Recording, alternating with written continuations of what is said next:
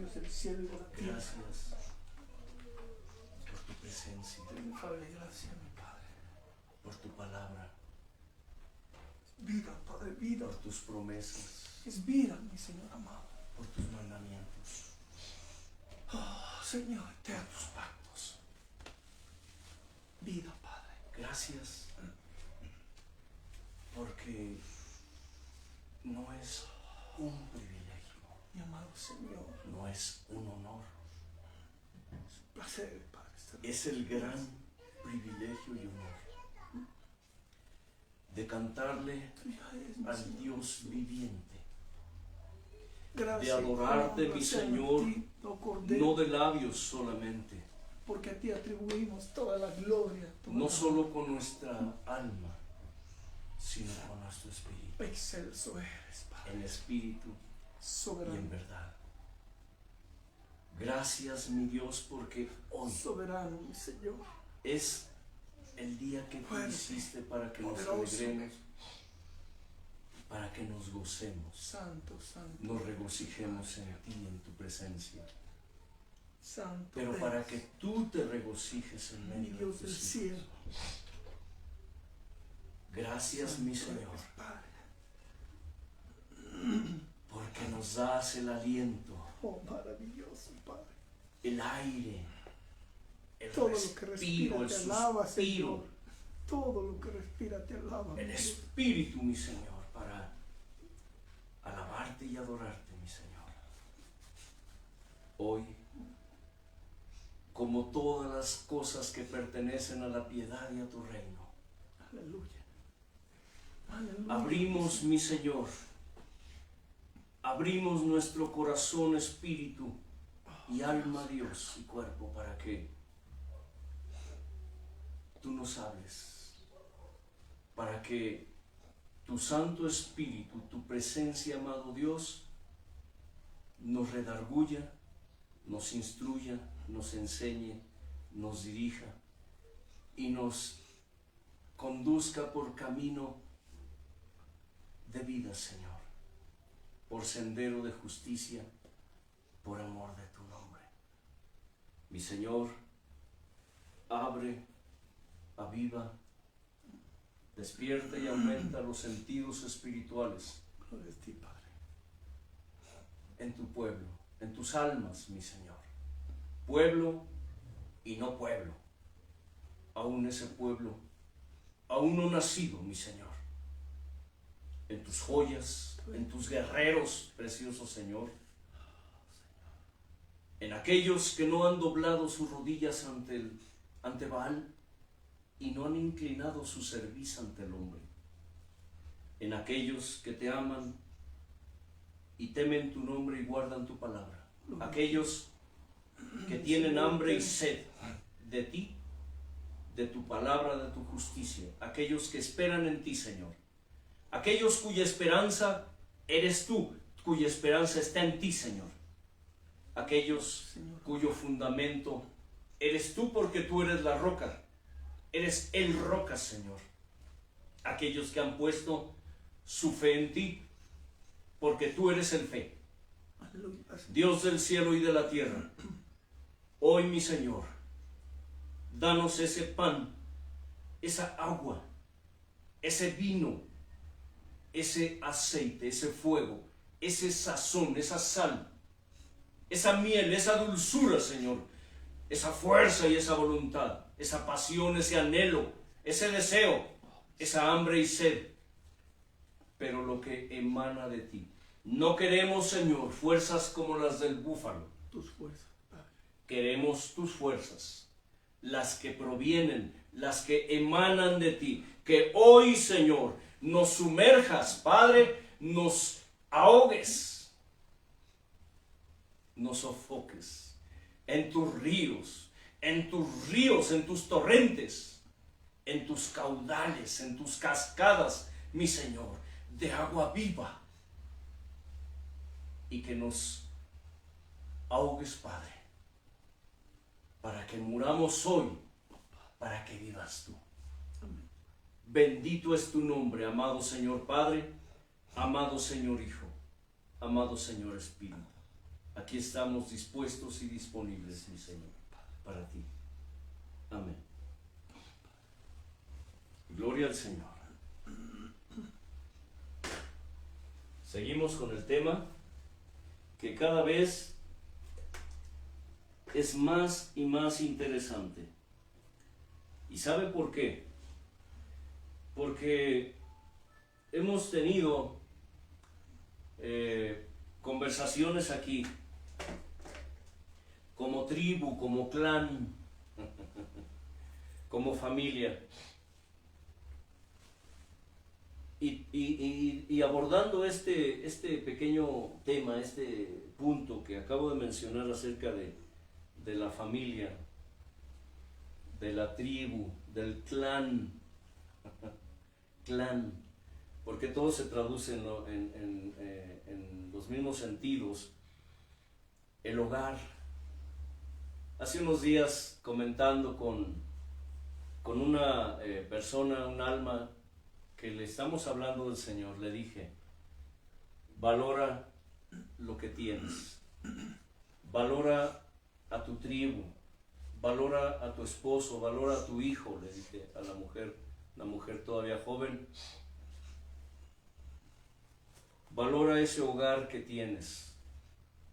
Y en la plática, comentando acerca de lo que es el hogar, le dije, mira, mucha gente no lo sabe, pero la palabra hogar significa en el griego hoguera. ¿Qué significa en el griego, hermano Leo? ¿Hoguera? Hoguera, lo acabo de decir.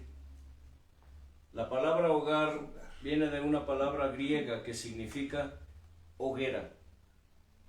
En la antigüedad, como supongo todavía lo hacen en algunos lugares, aunque no en todos, la gente se reunía alrededor de una, ¿qué? Fogata, de una hoguera. Y alrededor de esa hoguera, lo primero que sucedía es que recibían, ¿qué? Calor. El calor de la hoguera, el calor de lo que conocemos como fogata. Recibían, pero también recibían el calor unos de otros, porque estaban sentados juntos, unidos, en un pensar, en un sentir, en este caso como familia, como tribu, como clan. Y allí, en esos momentos en que se reunían alrededor de la hoguera, ellos compartían su día a día. ¿Me explico? Ellos platicaban, conversaban. Bueno, de ahí es la palabra hogar, hoguera.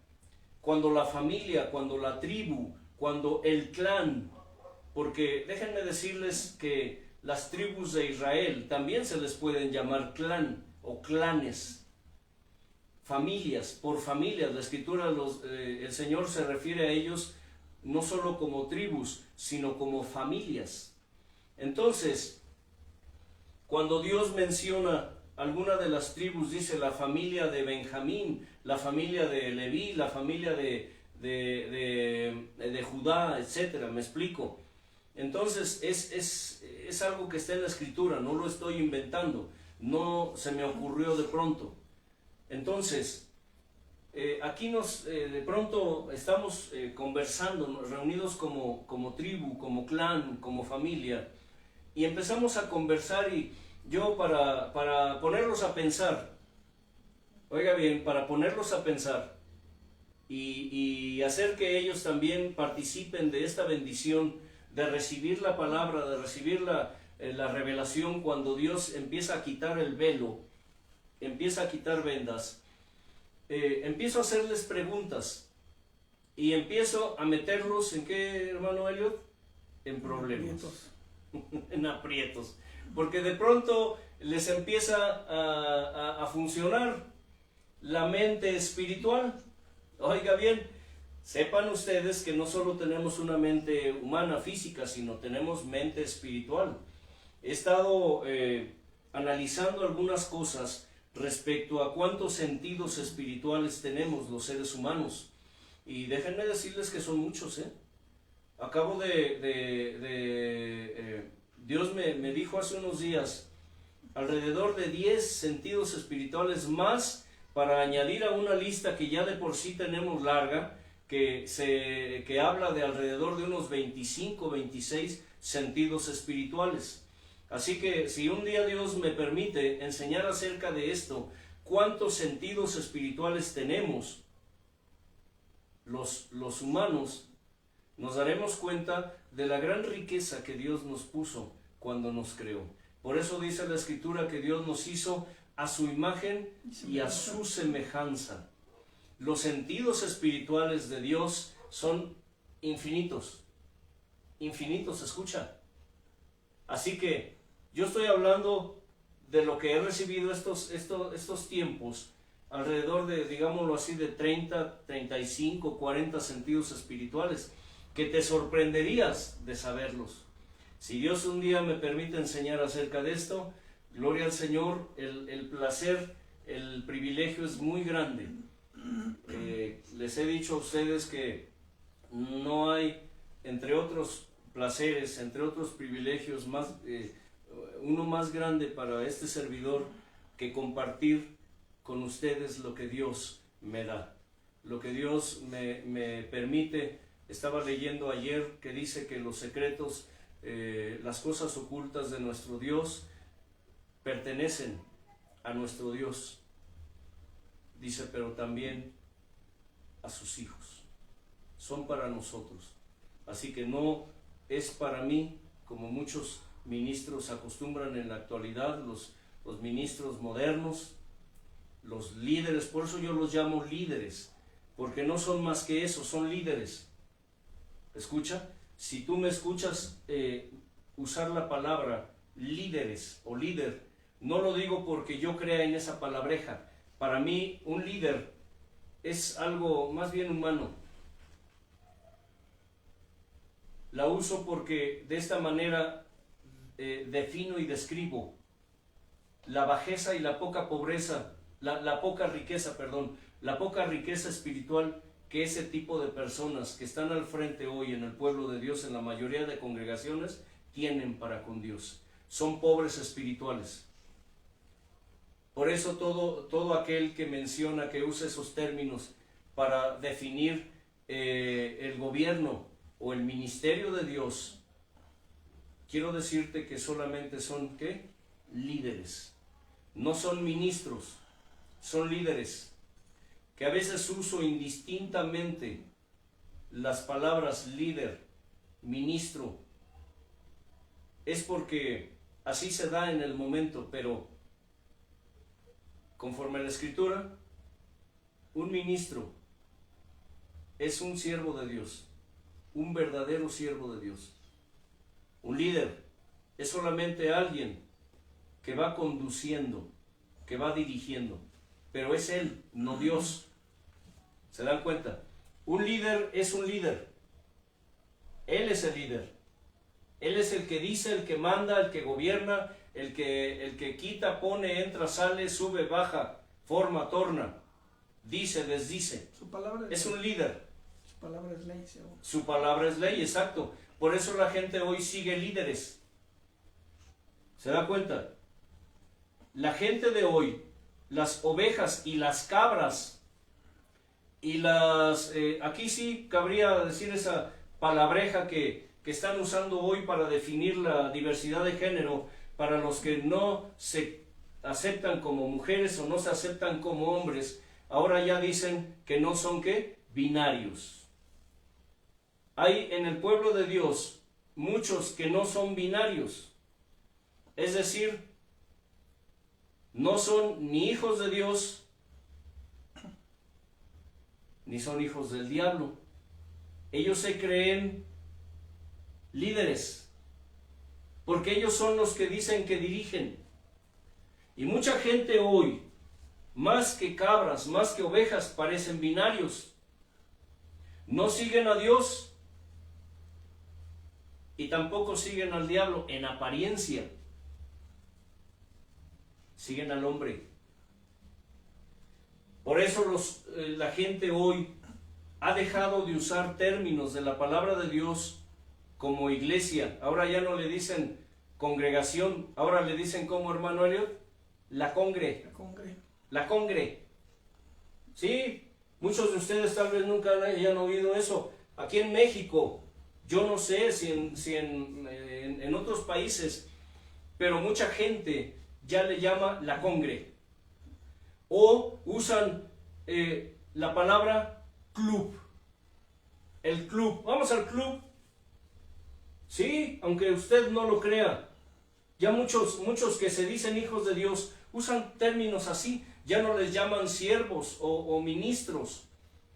Les llaman líderes. Es más, ya ni les llaman pastores a veces. Les llaman el líder. Hay otros lugares en otros países también donde ya no le dicen el siervo. Ya le llaman papi o mami. Porque ellos les exigen que les llamen papi, mami, padre espiritual, hijo espiritual. Cuando la Escritura dice, hablando el Maestro amado, no llamen Padre nuestro a nadie en la tierra, porque uno solo es su Padre. Y no llamen Maestro a nadie en la tierra, porque uno solo es su Maestro. Pero hoy la gente prefiere títulos. La gente hoy quiere honores, quiere pompa y platillo. Así que vamos más adelante acerca de este tema tan importante referente a pidiendo carne. Cuando les dije que era muy complejo hasta cierto punto la respuesta a la pregunta que este varón de Dios me hizo hace tiempo, es porque es cierto. Porque la respuesta a esta pregunta implica muchas cosas. Implica introducirnos desde un principio, desde cuando el pueblo hebreo estaba en esclavitud, en medio del pueblo de Egipto. Para poder entender la respuesta, les dije la semana pasada, tenemos que dividir o enumerar en secciones lo que estamos viendo, lo que estamos oyendo, lo que estamos leyendo. Les dije que en Éxodo 16, del verso 2, el verso 2 y 3, dice que todo Israel murmuraron contra Moisés y con Aarón. Pero en Números 11, verso 4, que es el pasaje paralelo se le llama, es decir, habla de la misma historia, pero con otros detalles. Dice que fue la gente extranjera que se mezcló con ellos, quienes tuvieron un vivo deseo. Les dije que el pueblo de Israel no es un pueblo de sangre pura, como inclusive el pueblo de Israel hoy, hasta la fecha, se cree. Por si ustedes no lo saben, uno de los pecados más grandes que el pueblo de Israel ha mostrado desde que es pueblo, desde que eran tribu, es la soberbia, la arrogancia, la jactancia, la autosuficiencia. El pueblo de Israel siempre se ha caracterizado por una actitud racista. ¿Escuchas? No estoy hablando mal del pueblo de Israel, Dios lo sabe. Pero tenemos que entender esto para poder comprender. Tenemos que saberlo para poder comprender muchas cosas que están escritas en la Escritura.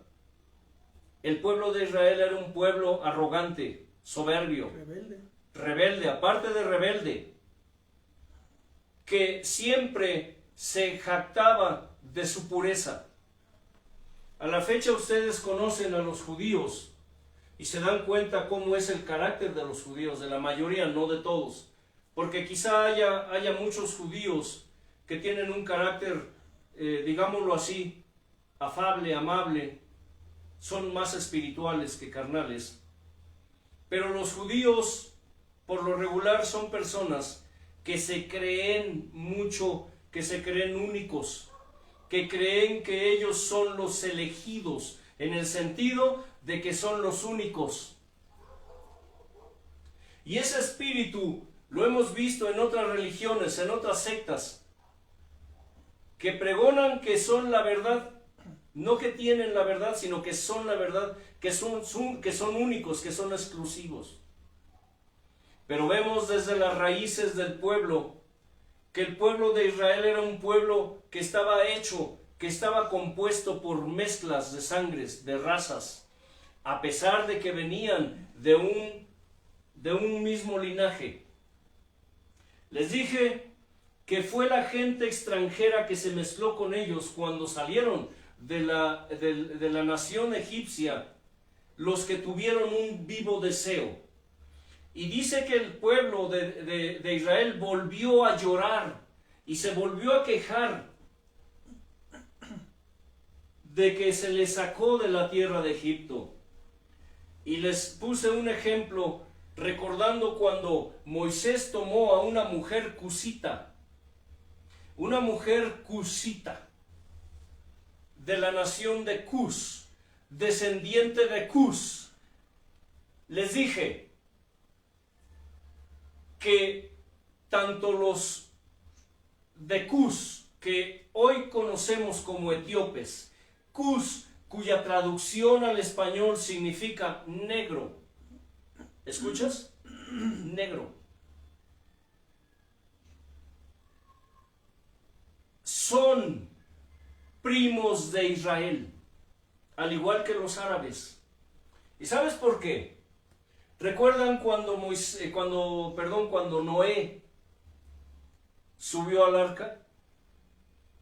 ¿Con quién subió? Dice que con sus 3 hijos, sus 3 nueras y su esposa. ¿Cómo se llamaban sus hijos, los hijos de Noé? Sem, Cam y Jafet. Uno de los descendientes de sus hijos de Noé se llamaba Cus. De ese hombre desciende el linaje de la nación de Etiopía. Ahí búsquenlo en la escritura. Yo no les daré el pasaje. Si realmente ustedes están interesados en conocer la verdad, ustedes también tienen que escudriñar la escritura. Ustedes también tienen que aplicarse a buscar, a escudriñar.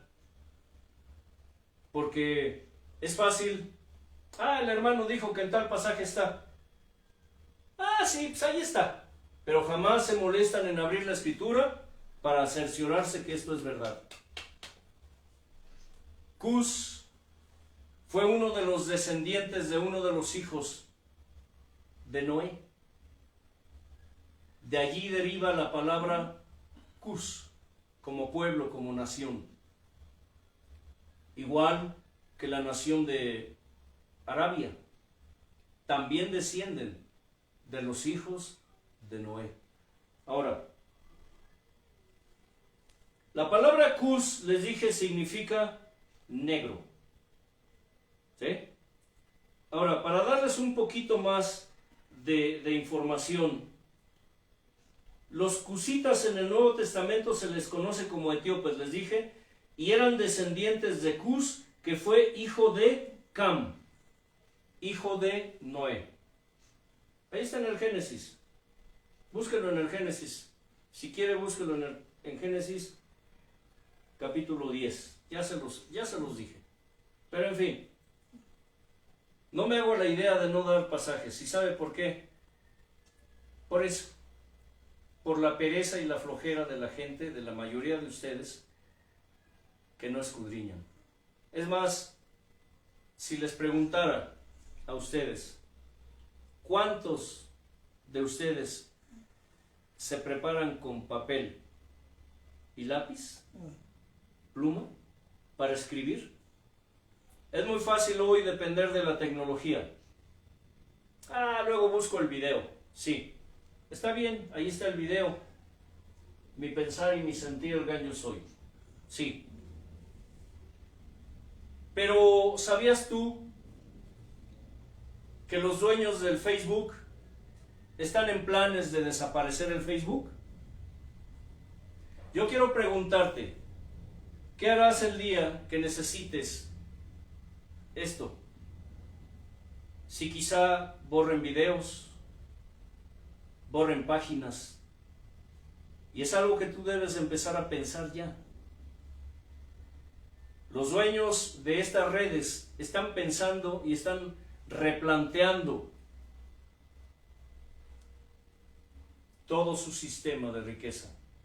Y entre esos planes ya se empezó a hablar de que a partir del 2013 pretenden ellos desaparecer, cerrar el Facebook y otras plataformas. ¿Y sabes por qué? Porque una de las cosas que ellos argumentan es que no quieren que se predique la palabra de Dios a través de sus redes. Por si tú no lo sabías. Recordando que la mayoría de estas personas pertenecen a la masonería, pertenecen a los Illuminatis, pertenecen a organizaciones que son anticristo, que son opositoras a Dios. Así que esto te lo dejo de tarea para que lo analices, lo pienses y empieces ya a hacer un hábito, o escucha, un hábito espiritual, tener hoja, tener papel y tener pluma, lápiz y escribir.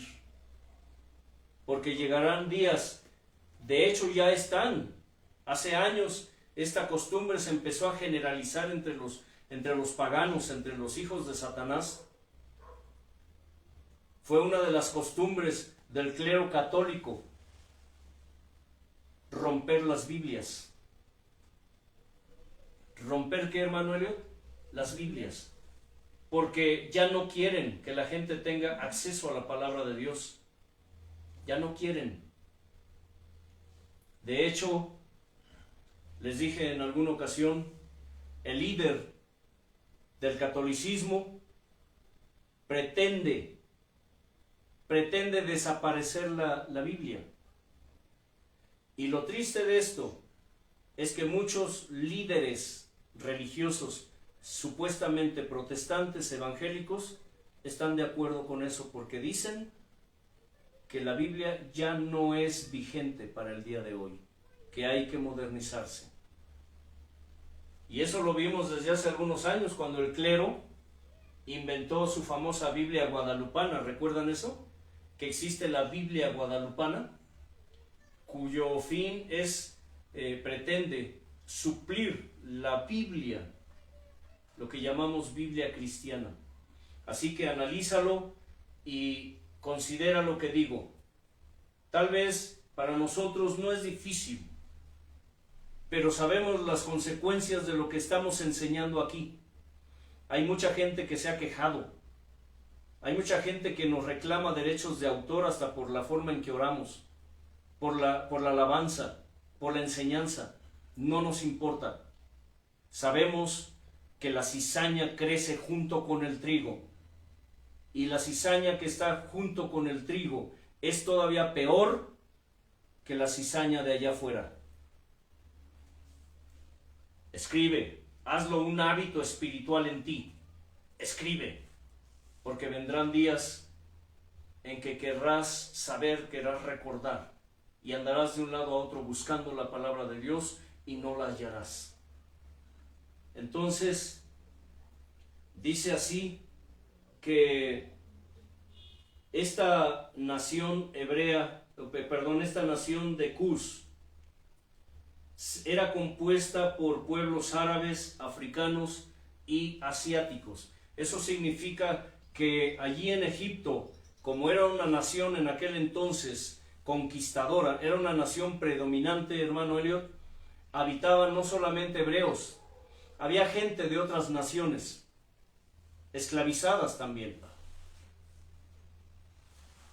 Hay que salir de ese frasquito en el que mucha gente piensa, muchos creyentes evangélicos creen que solamente el pueblo hebreo estaba preso bajo esclavitud en el pueblo de Egipto, y no.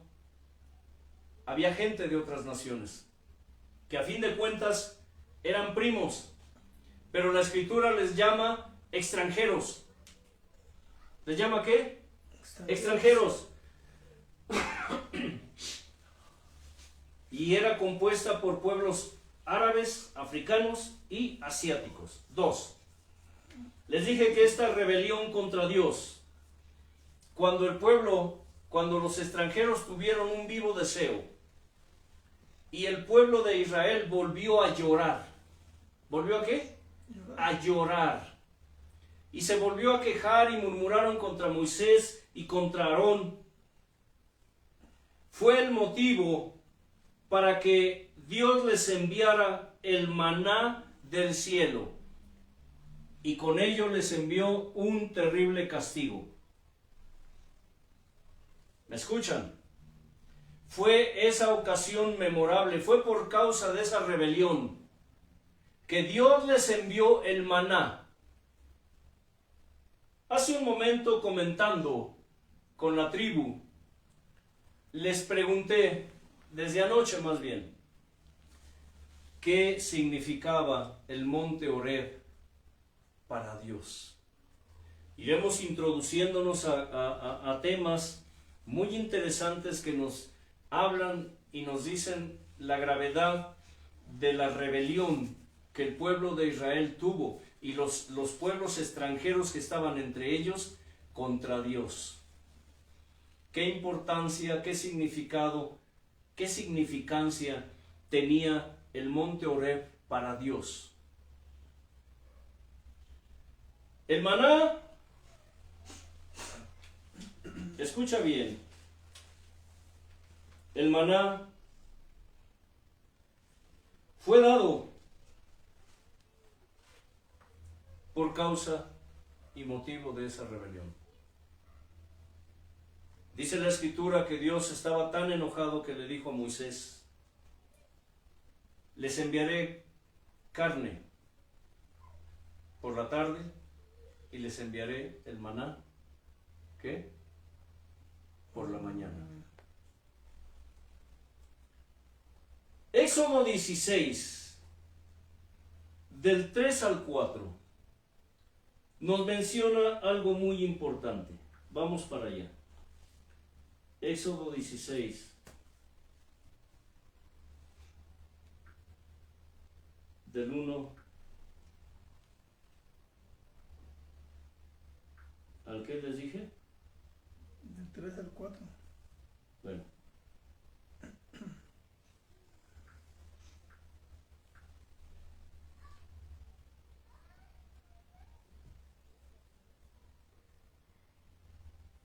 Y les decían los hijos de Israel: ojalá hubiéramos muerto por mano del Señor en la tierra de Egipto, cuando nos sentábamos a las ollas de carne, cuando comíamos pan hasta saciarnos, pues nos han sacado a este desierto para matar de hambre a toda esta multitud. Les hice una pregunta a la tribu y les aclaré la respuesta. ¿Cuánto tiempo había pasado desde que el pueblo de Israel salió de Egipto hasta este momento en que se quejaron contra Moisés, contra Aarón y contra Dios? ¿Cuánto tiempo, hermano Eliud? 40 años, ¿no? Dice la Escritura, en el verso 1 del 16 dijo: partió luego de Elim toda la congregación de los hijos de Israel y vino al desierto de Sin, que está entre Elim y Sinaí, a los 15 días del segundo mes después que salieron de la tierra de Egipto. Eso significa que escasamente habían pasado alrededor de 40 días, 45 días, cuando el pueblo de Israel ya empezaban a quejarse porque empezaban a extrañar lo que dejaron atrás. ¿Están entendiendo esto? Es interesante, como punto número 3, notar el contraste. cómo Dios les concedió carne y les concedió pan al mismo tiempo. Éxodo 16:4 dice así: y el Señor dijo a Moisés: he aquí yo les haré llover pan del cielo. ¿Qué les haría llover? Pan del cielo. Y el pueblo saldrá y recogerá diario la porción de un día, para que yo lo pruebe si anda en mi ley o no. En el 8 les dice: dijo también Moisés: Yahweh les dará en la tarde carne para comer y en la mañana pan hasta saciarse. Porque el Señor ha oído sus murmuraciones con que han murmurado contra él. Porque nosotros, ¿qué somos? Sus murmuraciones no son contra nosotros, sino contra el Señor. En el verso 15 dice, 14 y 15. Bueno, vamos a leer desde el 13. Y venida la tarde, subieron codornices que cubrieron el campamento, y por la mañana descendió rocío alrededor del campamento. Luego describen el 14 y 15 cómo ellos preguntan: ¿qué es esto? Maná, ¿qué es esto? Y Moisés les confirma que es el pan del cielo que Dios les da para comer. Es un contraste, fíjese bien. Dios les envía en la tarde codornices y en la mañana les envía ¿qué? Pan. En Números nos da otra perspectiva y dice que el pueblo se quejó contra Dios, contra Moisés y contra Aarón, y dijo: ¿quién nos diera a comer carne? Ahora nuestras almas se secan porque no vemos sino esto, el maná, pero nosotros deseamos ¿qué? Carne. Es como si diera a entender que el maná ya había sido dado antes, pero no. No. Durante muchos días el pueblo se quejó y se quejó y se quejó contra Moisés, Aarón, pero principal contra Dios. No llevaban más que 45 días, escucha bien, que habían salido de la esclavitud cuando ya querían regresar a ella. Y si analizas, eres analítico, y ese es otro sentido espiritual, el análisis espiritual. Te darás cuenta que en el pueblo de Dios hay mucha gente que extraña su vida pasada. Hay muchas almas que tienen poco en el conocimiento de la palabra y que aunque se congregan, a muchos por causa de las aberraciones que hacen muchos líderes religiosos, ya los tienen ministrando. Hace días leía acerca de un reggaetonero, un cantante famoso. Yo en mi vida había escuchado de él, pero dicen que era muy famoso a nivel mundial. Yo nunca... ¿Será porque yo ando desconectado de la música mundana? Para mí la alabanza a Dios es única, punto. Pero este hombre ya lo tienen ministrando. Ya organizan congresos, conciertos, al tipo ya lo tienen ministrando alabanza según y dando enseñanza. Yo no sé qué cosa les enseñará un fulano, un tipo que acaba de llegar a los pies del Señor, según supuestamente a los pies del Señor. Pero cuando lo entrevistan y le preguntan y le dicen que por qué no quiere dejar de cantar al mundo, que por qué lo único que está haciendo es quitarle la letra mundana a su música, a sus canciones, y ponerle letra de la Biblia.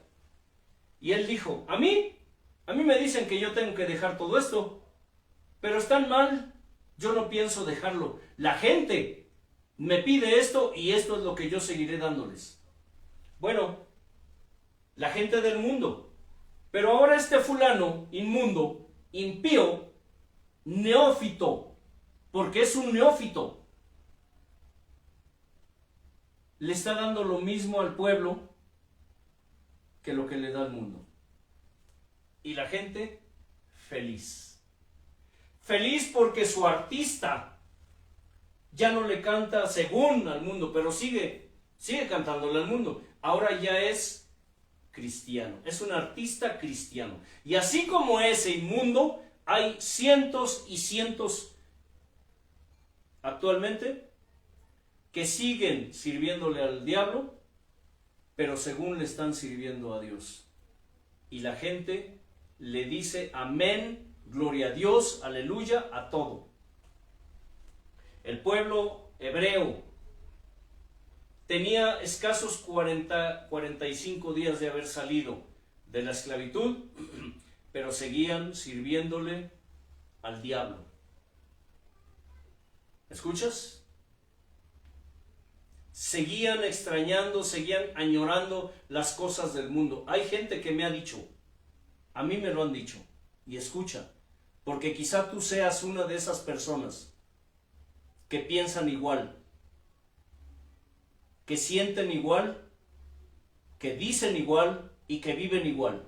Me han dicho, hay cosas que yo no estoy de acuerdo con Dios, aunque esté escrito en la Biblia.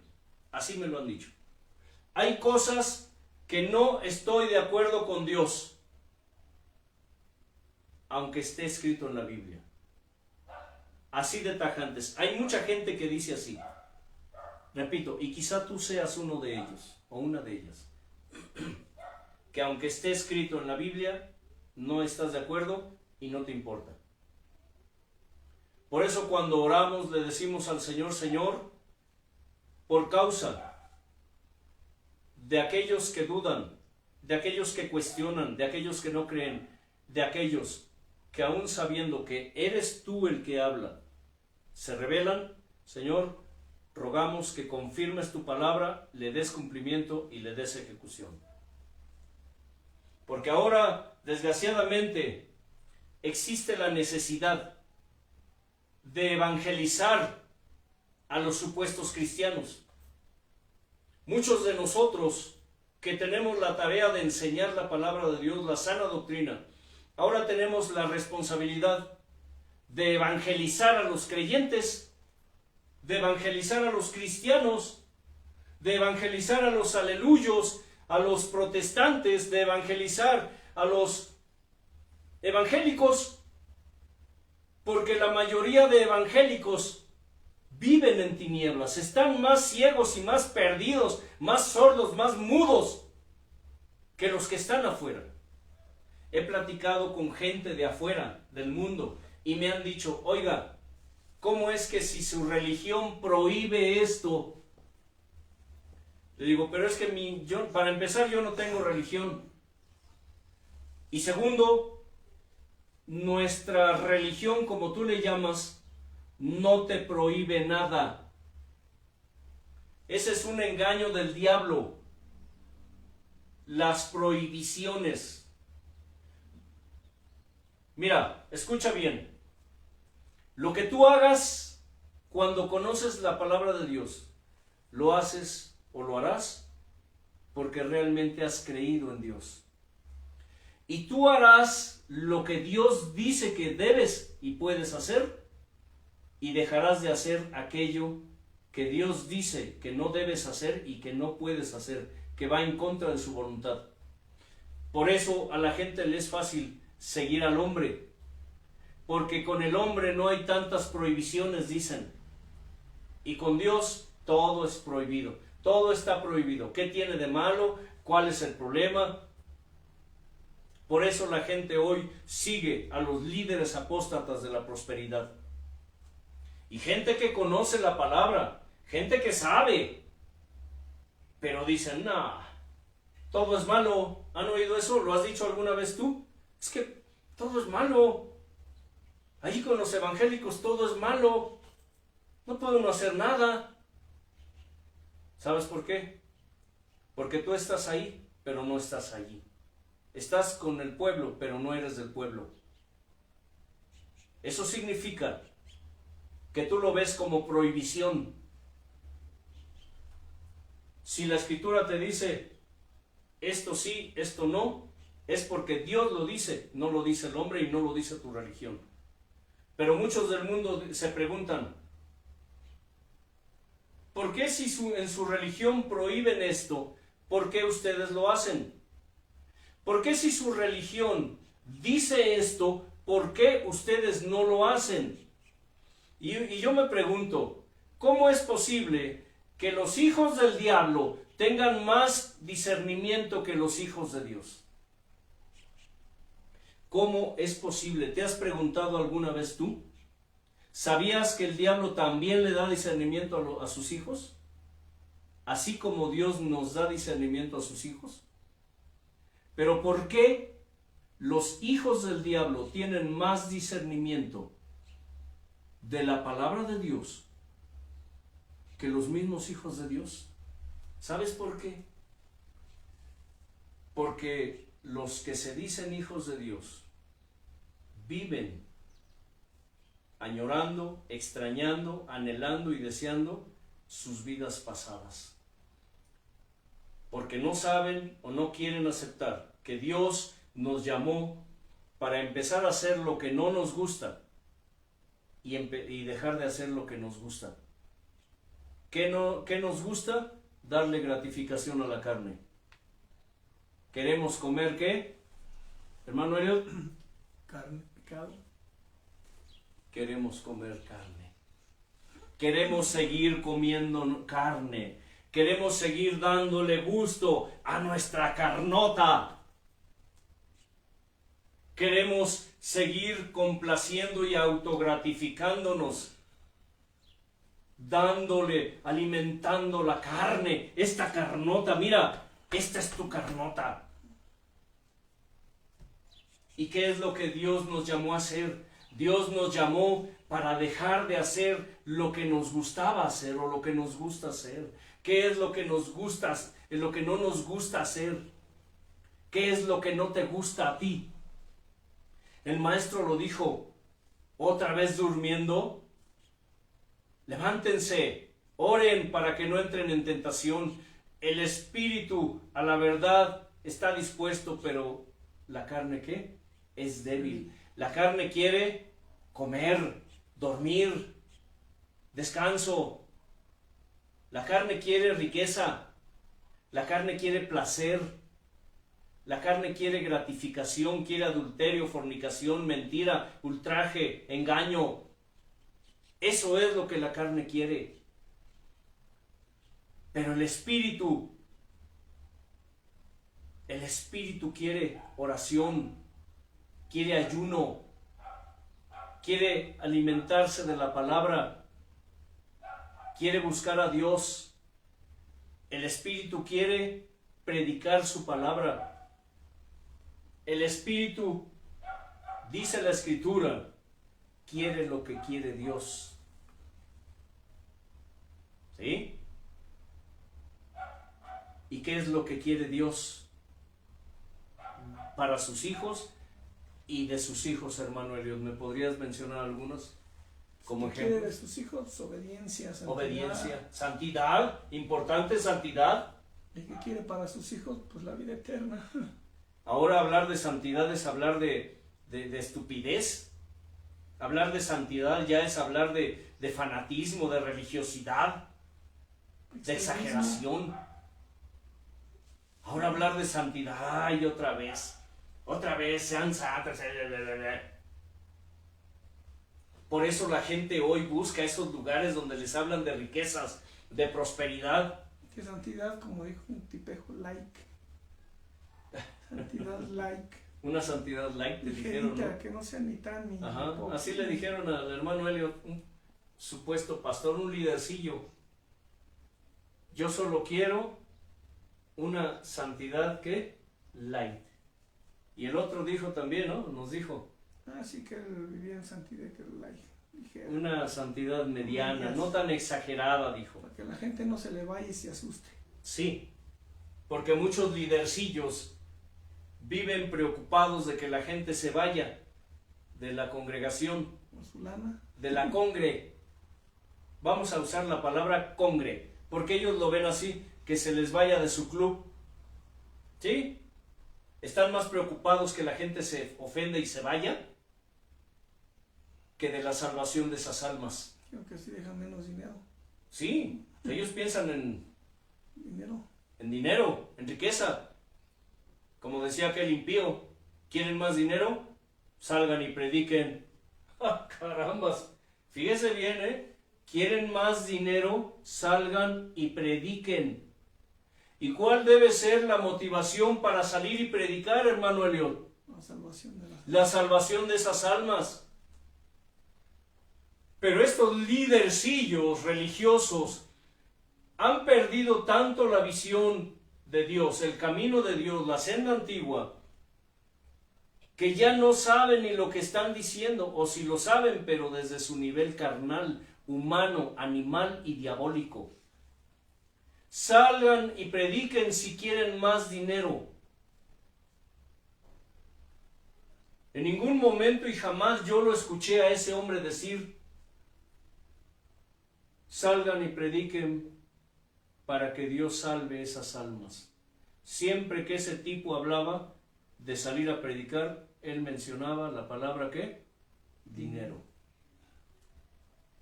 Qué fácil sería para mí decirle a algún lidercillo o de los ministros o pastores que están escuchando esto, decirles: ¿quieren que sus congregaciones crezcan y sean más prósperas y tengan más dinero? Salgan y prediquen. Pero no es así. Cuando la Escritura habla de la salvación de las almas, está hablando del sacrificio que el Maestro hizo para salvar, para pagar el precio y salvar a esas almas. No para que los líderes de hoy se enriquezcan como lo han estado haciendo y tengan mansiones, cuentas bancarias, millones de pesos, millones de dólares. No. El que tiene el evangelio como negocio ya tiene el infierno, el lago de fuego como ganancia. La verdadera motivación para que tú salgas y prediques el evangelio es porque tienes amor por esas almas. La Escritura dice: amados, amémonos ¿qué? Unos a otros, porque el amor es de Dios, y todo aquel que ama es nacido de Dios. Si tú no te preocupas por las almas, si tú no amas a las almas que están perdidas, entonces tú no tienes a Dios. Todo líder, todo ministro, todo pastor, todo evangelista, profeta, apóstol, maestro, que no ama las almas, no tiene a Dios. ¿Y sabes por qué?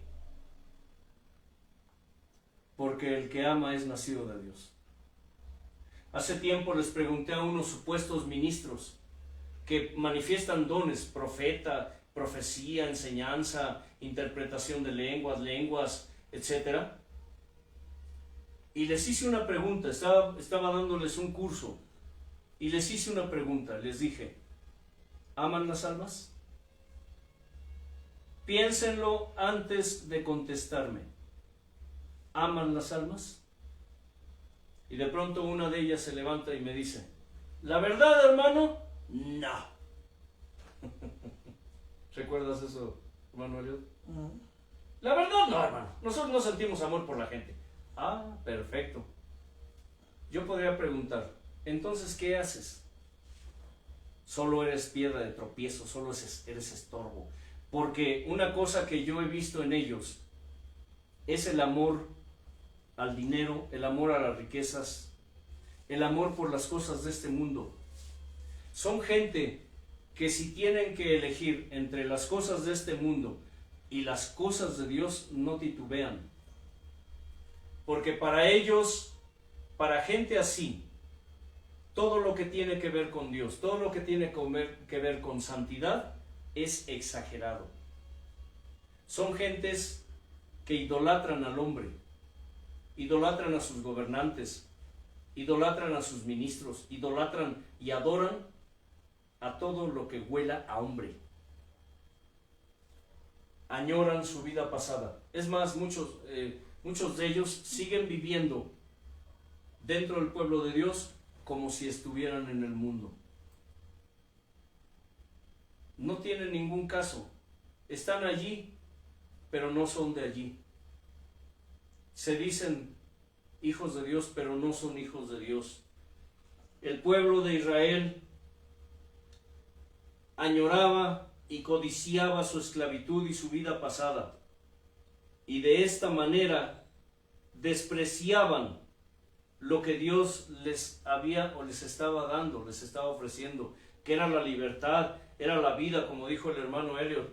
Dios les estaba dando, ¿qué? Ofreciendo vida, y vida en abundancia. Les hizo una promesa, les dijo: los introduciré en la tierra que fluye leche y miel. Para ustedes que no saben lo que significa fluir leche y miel, se dice que la tierra de Canaán era una tierra tan fértil, tan próspera, que las abejas hacían panales en la tierra, que los animales cuando parían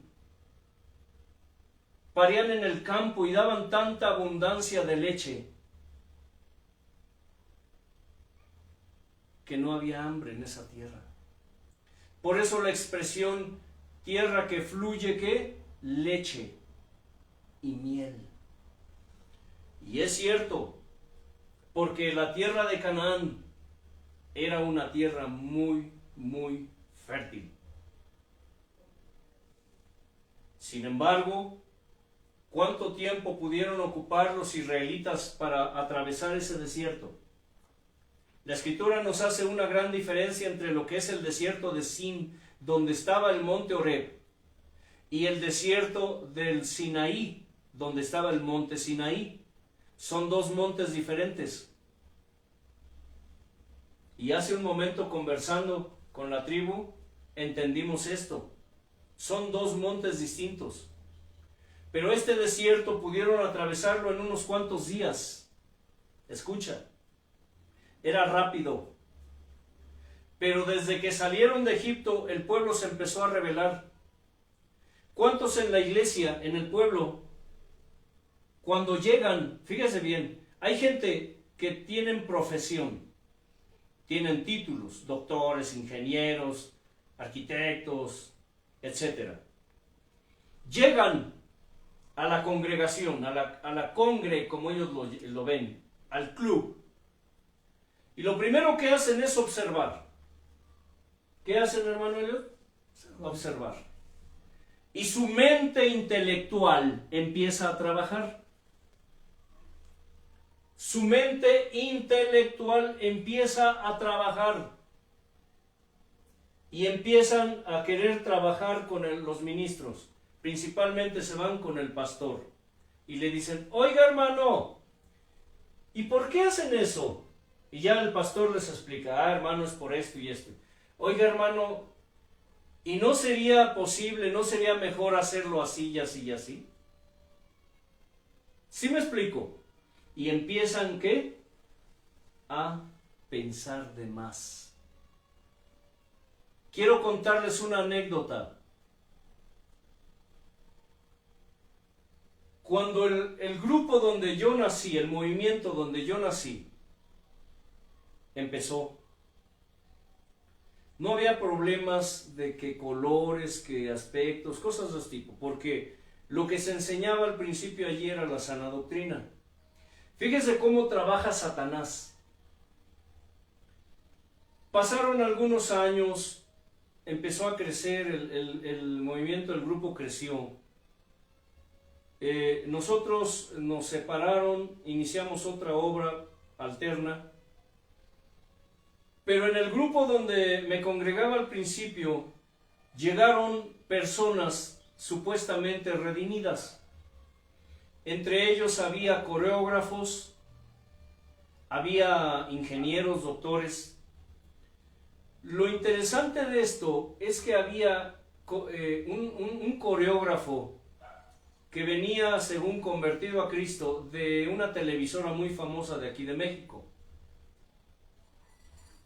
Un día surgió la idea de empezar ya a formalizar la razón social del movimiento, a formalizar su aspecto. Por ejemplo, les explico mejor.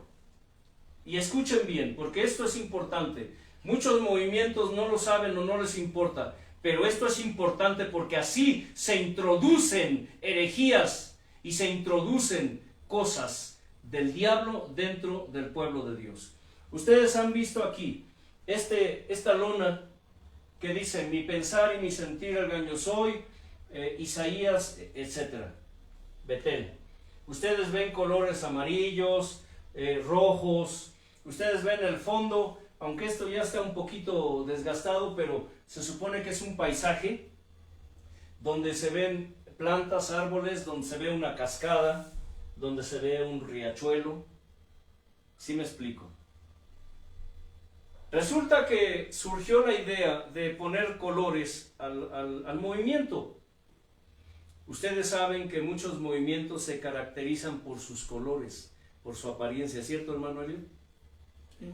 Bueno, ustedes ven que el clero tiene colores distintivos, el clero católico: rosa, lila, morado, rojo, carmesí. La Escritura nos habla de colores. Tal vez ustedes no lo sabían o no lo crean, pero en el Apocalipsis describe a la gran ramera por sus colores. ¿Por sus qué? Colores. Sus colores. Como era un coreógrafo famoso, el pastor le dio, inmediatamente que llegó, le dio el lugar, lo dejó pasar al altar.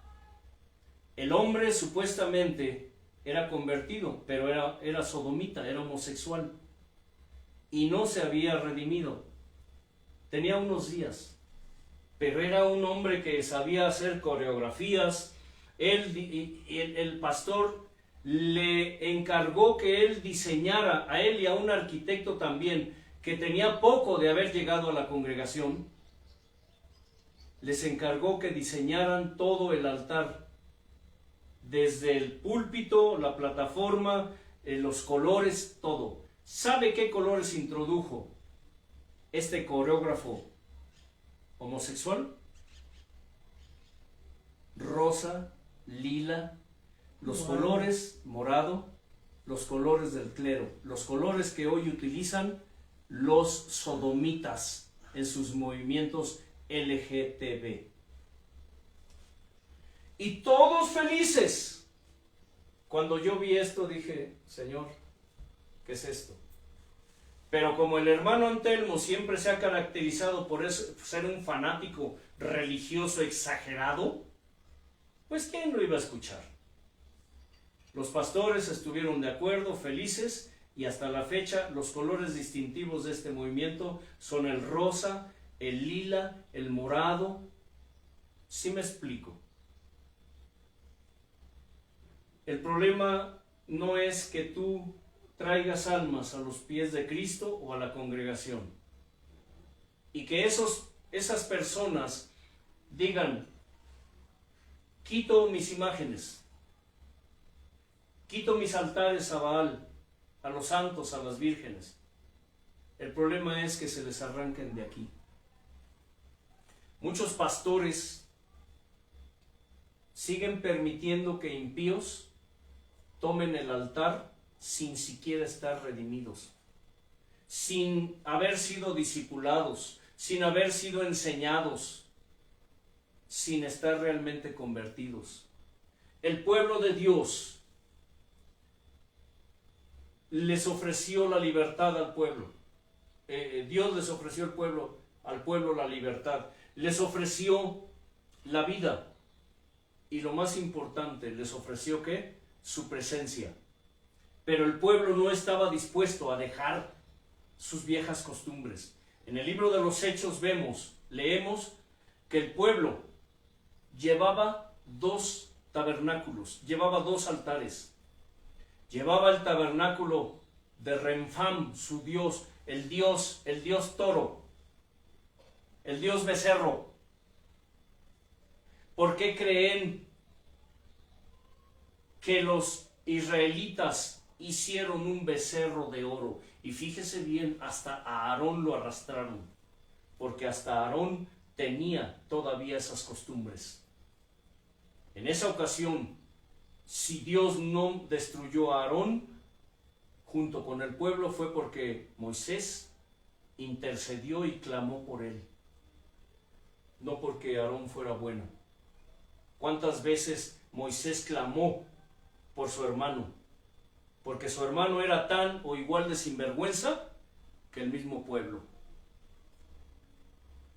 Los israelitas llevaban el tabernáculo de Renfam y después el tabernáculo de Moisés, lo que llama el tabernáculo de Moisés, el que Dios le dijo a Moisés: quiero que construyas este tabernáculo así y así y así, porque desde allí yo te hablaré, para que tú le hables a mi pueblo. Dios les concedió conocerlo casi de manera personal. Ellos conocieron sus milagros, sus prodigios, sus portentos, sus maravillas. Y es asombroso ver cómo la naturaleza y la concupiscencia humanas conducen al hombre a anhelar sus viejos vicios y sus viejos pecados. Porque muchos anhelan seguir viviendo en esclavitud. Muchos en el pueblo de Dios todavía anhelan su esclavitud. Por eso no han querido dejar sus viejos vicios. Por eso no se han querido desprender de sus ropajes, esos harapos que todavía traen. Por eso existen ministros de la prosperidad, líderes de la prosperidad, por gente que todavía anhela. ¿Sabe qué? Los ministros de la prosperidad, los líderes de la prosperidad, trabajan porque conocen lo que hay, los deseos de la gente. Porque una persona que verdaderamente ha escapado de la esclavitud, una persona que verdaderamente ha conocido a Dios, una persona que verdaderamente ha salido de las tinieblas y ha venido a la luz admirable de Cristo, esa persona que verdaderamente ha sido redimida, que está consciente de lo que Dios hizo en ella, que está consciente de dónde Dios la sacó, no solo es una persona agradecida, sino que es una persona que inmediatamente detecta las falsas doctrinas y dice: no, esto no es de Dios. Ese hombre está hablando de la prosperidad, ese hombre está hablando de riquezas. Yo me voy de aquí a buscar un lugar, a que Dios me lleve a un lugar donde me hablen de su sana palabra. Pero no, los líderes de la prosperidad existen por cabras como ustedes, como muchos de ustedes. Muchos de ustedes pueden estar oyendo y viendo esta palabra, esta página, sí, pero a la vez están siguiendo líderes de la prosperidad. Porque esta palabra no se está haciendo real en ustedes, en muchos de ustedes. Y se los dije hace tiempo, esta palabra solamente es para sabios y para entendidos. De los cientos y miles que ven esta página, les puedo decir que solamente unos contados son los que realmente están recibiendo esta palabra y la están atesorando. Un alma que verdaderamente ha sido redimida por Dios es un alma que de ninguna manera acepta la doctrina de la prosperidad, la herejía de la prosperidad. Por eso la Escritura dice: bienaventurado el hombre en cuya boca no hay engaño, en cuya boca no se halló mentira. Dice: bienaventurado el hombre que no se ha sentado en silla de escarnecedores. No es posible que tú estés escuchando sana doctrina, pero a la vez estás escuchando la herejía de la prosperidad. ¿Por qué? Esos líderes, ese líder que está allí, que te está gobernando y te está pastoreando, está allí, existen por personas como tú, porque ellos asumen y correctamente que lo que la gente hoy busca es comodidad, es riqueza, es prosperidad, salud. Eso es lo que buscan. La gente no busca hoy pagar el precio. Por eso se les predica y se les dice, si tú aceptas a Cristo, tus problemas terminarán. Fíjese bien, ahí empieza el engaño. Desde el momento en que tú vas y le dices eso a las almas, tú ya le estás hablando de prosperidad. Entrégate a Cristo y todos en tu casa serán salvos, serán sanos, serán prósperos. Tú estás predicando el evangelio de la prosperidad. Porque no le estás diciendo a la gente, entrégate a Cristo, arrepiéntete. ¿Qué debemos decirle a la gente, hermano Elliot? Arrepiéntete. Era el mensaje básico. No seguirán pensando que se van a ir a decirlo así como están. Sí. Estaba diciéndole a esta persona, ¿sabes tú lo que significa a una persona que por cierto es vecino de aquí? Que tengo años hablando del evangelio. Él no se burla. Dice, para mí no me importa que tú seas de otra religión, Antelmo. Para mí tú eres mi amigo y yo te respeto y quiero que respetes mis creencias. Le dijo, sí, está bien. Y en la plática salió el tema de la palabra arrepentimiento. Y le dije, ¿sabes tú lo que significa la palabra arrepentimiento? Me dijo, no.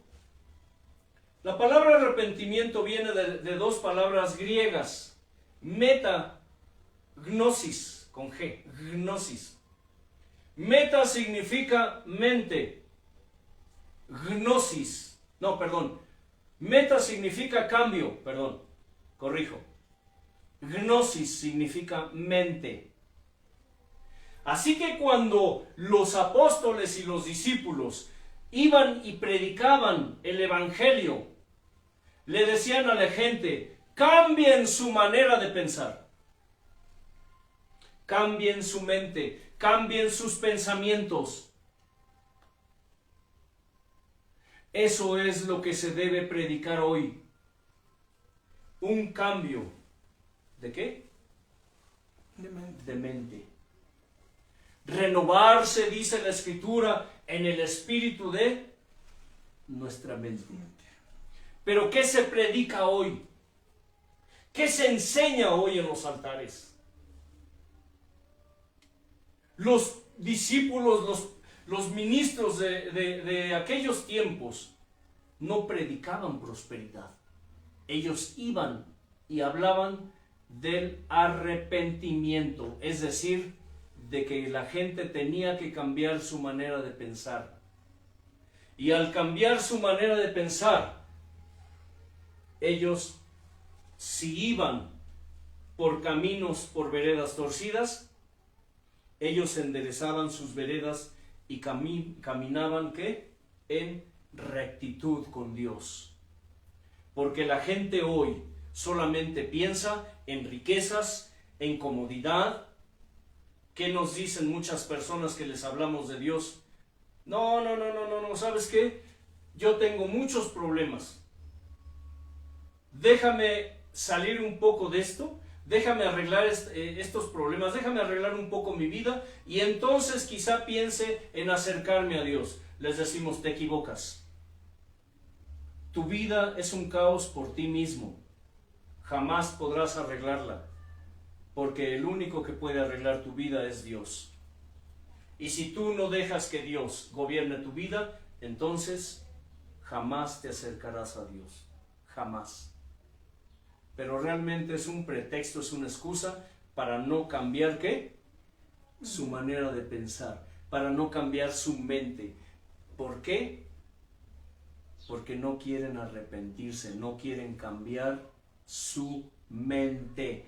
Eso significa la palabra arrepentimiento, arrepentirse. Los hebreos, al igual que sus primos árabes, al igual que sus primos africanos, al igual que sus primos asiáticos que salieron de la esclavitud de Egipto, no querían arrepentirse, es decir, no querían cambiar su mente. Ellos traían la mente egipcia y querían seguir practicando sus ideas egipcias en el desierto.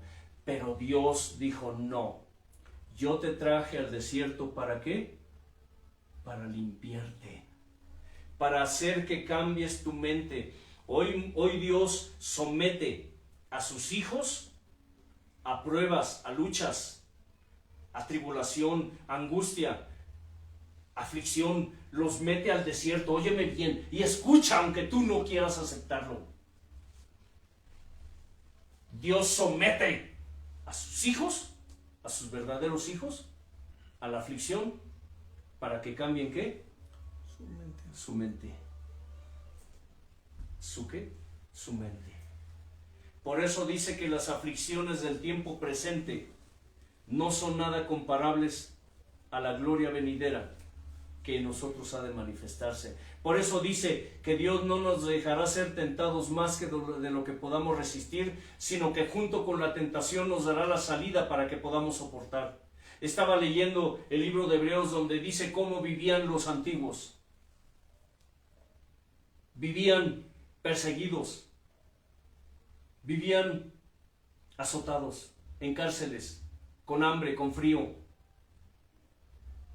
Los mataban, los aserraban, los azotaban, se burlaban de ellos, los escupían, los vituperaban por predicar el evangelio, por predicar el arrepentimiento. Yo quiero preguntarte, ¿cuántos ministros hoy, cuántos lidercillos hoy viven así? ¿Por qué? Porque todos predican prosperidad, pero no hablan de arrepentimiento. Todos predican salud, pero no hablan de aflicción. Todos predican prosperidad y comodidad, pero no hablan de sufrimiento. Y su estupidez, porque esa es una estupidez, una idiotez, porque Dios permitió espíritu de estupor y de confusión en esas gentes, de que es que Cristo ya pagó el precio. Cristo ya pagó el precio. Te pregunto, ¿estás dispuesto a dar el precio o estás dispuesto a pagar ese precio tú? Porque es fácil dar el precio, pero no es lo mismo pagar el precio. Aunque digas que Cristo ya pagó el precio. Él pagó el precio, pero dice que tú tienes que comprar la verdad para no venderla. Compra la verdad, no la vendas. Y pagar el precio significa morir. Morir al viejo hombre. ¿Estás dispuesto a morir al viejo hombre? ¿O quieres seguir como los israelitas, añorando lo que dejaron atrás, sirviéndole al diablo y dizque sirviéndole a Dios, sentándote a la mesa del Señor y sentándote a la mesa de los demonios? ¿Estás dispuesto a despojarte de tus viejos vicios, de tus viejos pecados? ¿Estás dispuesto a ya no reincidir en ellos? ¿Estás dispuesto a quitarte esos ropajes viejos para que Dios te revista con sus vestiduras blancas, preciosas, que son símbolo de incorruptibilidad, son símbolo de pureza, son símbolo de verdad, son símbolo de santidad? ¿Estás dispuesto? ¿O quieres seguir añorando lo que dejaste atrás.